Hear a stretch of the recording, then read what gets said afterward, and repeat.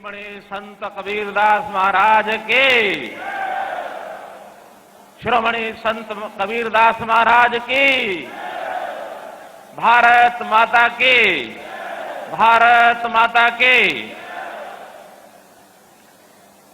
आज के इस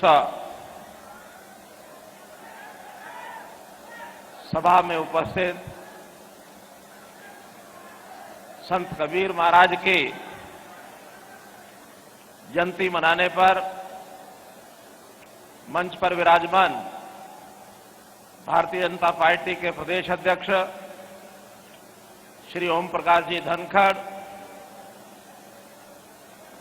हरियाणा सरकार में कैबिनेट के मेरे साथी श्री जेपी दलाल जी, डॉक्टर बनवारी लाल जी, डॉक्टर कमल गुप्ता जी, श्री अनूप धानक जी, श्री ओम प्रकाश यादव जी, यहां उपस्थित लोकसभा की हमारी सांसद बहन सुनीता दुग्गल जी, राज्यसभा के हमारे सांसद श्री रामचंद्र जांगड़ा जी, और अभी कल ही जिनका निर्वाचन हुआ ऐसे नवनिर्वाचित हमारे राज्यसभा सांसद श्री कृष्णलाल पंवार जी, पद्मश्री जाने माने लोक नायक लोक गायक श्री प्रहलाद सिंह टिप्पणिया जी,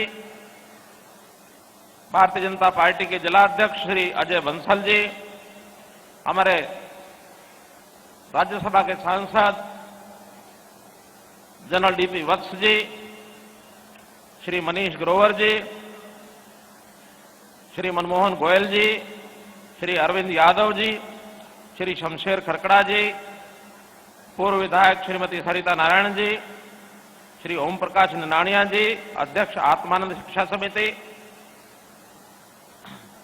पूर्व मेरे साथ रहे ओएसडी श्री अमरजीत सिंह जी, उपस्थित सभी अपने संत कबीर समाज के जीवन की, उस जीवन पर चलने वाले, हमारे ऐसे उनके प्रति श्रद्धा रखने वाले समाज के सब बंधु बुजुर्गों, नौजवान साथियों, माताओं बहनों, पत्रकार छायाकार मित्रों, कलाकार साथियों, हम जानते हैं कि आज संत कबीर जी का जयंती का दिवस हम मना रहे हैं। मैं सबसे पहले संत कबीर जी को अपनी ओर से, सबकी ओर से उनको नमन करता हूं और श्रद्धांजलि अर्पित करता हूं। हरियाणा प्रदेश की पूरी जनता को आज इस विशेष दिन पर बहुत ही शुभकामनाएं देता हूं और अपील करता हूं कि संत शिरोमणि कबीरदास महाराज की जीवन के विचारों पर अगर हम चलेंगे तो उन जैसा तो हो सकता हम न बन पाए, लेकिन उनसे कम नीचे भी नहीं रह पाएंगे। मानवता का एक सच्चा संदेश जो संत कबीर दास जी ने हमको दिया है, उसके ऊपर हम चलेंगे तो अपना जीवन निश्चित रूप से सफल होगा, समाज के काम के लिए हम आगे बढ़ेंगे।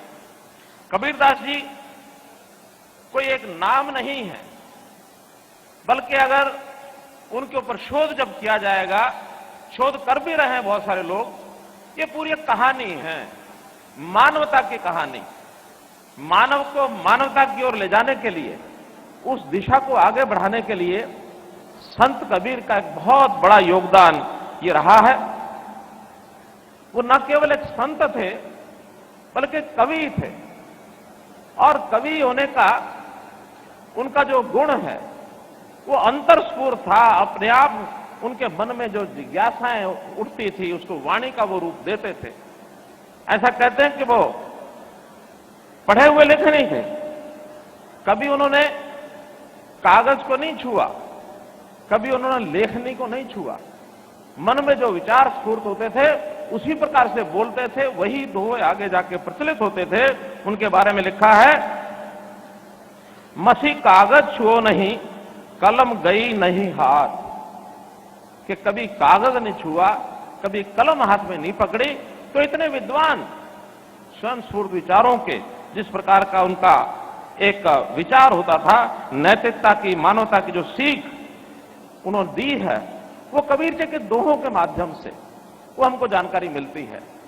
अभी हमारे बीच में प्रहलाद सिंह जी टिप्पणियां, और मुझे जानकारी पहले मिली है कि मेरे आने से पहले भी बहुत से उनके शब्द और दोहे आप सब लोगों को सुनाए गए। जीवन का सार जो है वो उनके संदर्भ से निकलता है। उनकी जो सीख है, उन्होंने कभी भी समाज के अंदर भेदभाव को नहीं स्वीकारा। सारा समाज एक है और अपनी बात वो बहुत खरी खरी भी कहते थे, कोई संकोच नहीं करते थे, निडरता से अपनी बात कहते थे। कभी ये चिंता नहीं होती थी कि कोई नाराज होगा। सच्ची बात कहनी है, कोई नाराज होता रहे। वो बड़े बड़े लोगों को भी उस प्रकार की बात कहते थे। समाज के अंदर जो उस समय भेदभाव, जाति पाति का भेदभाव, धर्म के आधार पर भेदभाव, मजहब के आधार पर भेदभाव, उसको कभी भी उन्होंने महत्व नहीं दिया। सारा समाज एक है, एकता के वो प्रतीक थे। ये बात आज भी हमको समझनी चाहिए। आज भी जिस प्रकार का समाज है, उनकी बहुत सी बातें आज भी लागू होती हैं। इसलिए हमको ये सब चीजें उनसे सीखनी चाहिए। कभी वो यानी किसी को पहचान जो है जाति से नहीं करते थे। उनके बारे में लिखा है कि जाति न पूछो साधु की, पूछ लीजिए ज्ञान। कहते हैं जाति न पूछो साधु की, पूछ लीजिए ज्ञान, मोल करो तलवार का, पड़ी रहने दो म्यान। यानी उन्हीं के बारे में कहा गया है कि वो कहते थे किसी साधु की जात नहीं पूछी जाती। तो मेरा ये कहना है कि आज भी देखा जाए तो मैं स्वयं उनके विचारों से, उनके इस सारगर्भित जो उनका शिक्षा होती थी, कथन होता था, अपने ऊपर भी लागू करने का बहुत लोग सोचते हैं।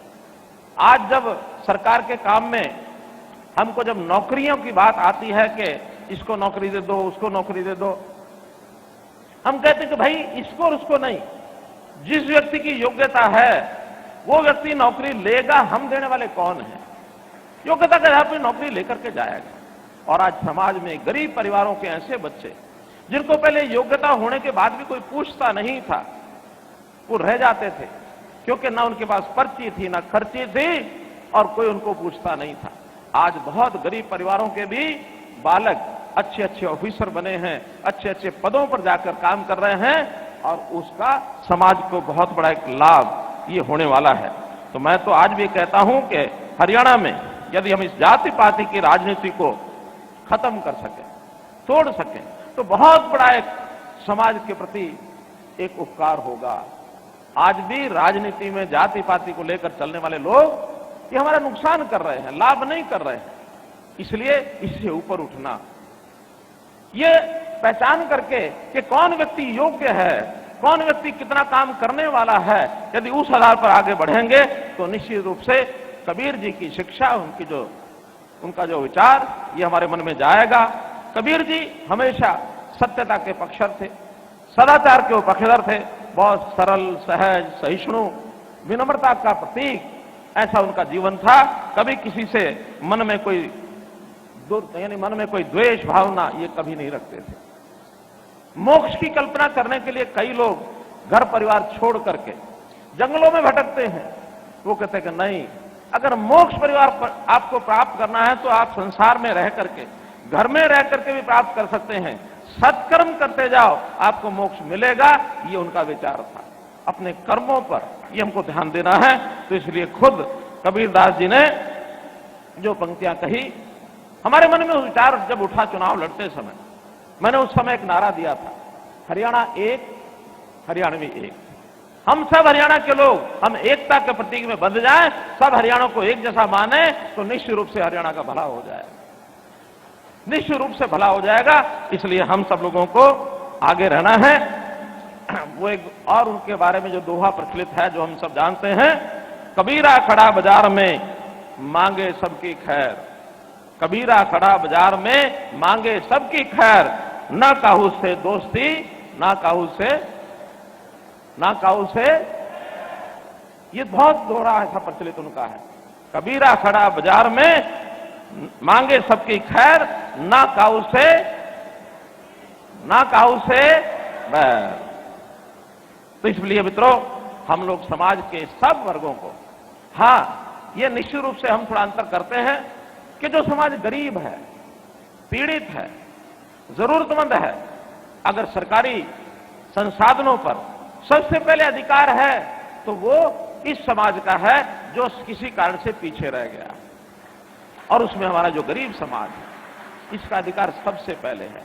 विशेष योजनाएं भी हम बनाते हैं तो सामाजिक न्याय की दृष्टि से जो व्यक्ति सबसे आखिर में खड़ा है, उस व्यक्ति को पहले लाभ मिलना चाहिए।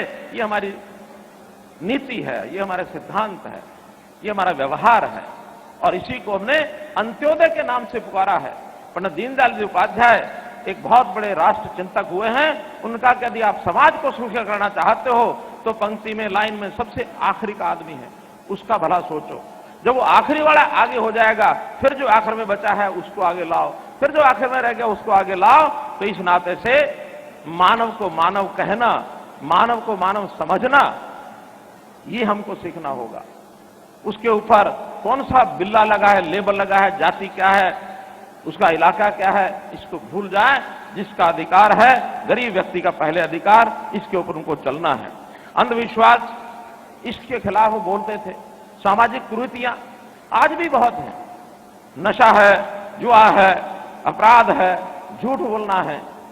अब ये झूठ बोलने की आदत, मैं तो ये कहूंगा कि व्यक्ति को पता नहीं भगवान ने बनाते समय ये नहीं सोचा था कि ये सदा सच बोले। उसके नेचर में झूठ बोलने का एक टीका लगा दिया, और उसके कारण से उसने शुरू में, क्योंकि हम शिक्षा ऐसी देते रहे, हमारे माँ बाप ऐसा पढ़ाते रहे कि बेटा अपने फायदे के लिए कुछ भी बोलना पड़े बोल दो।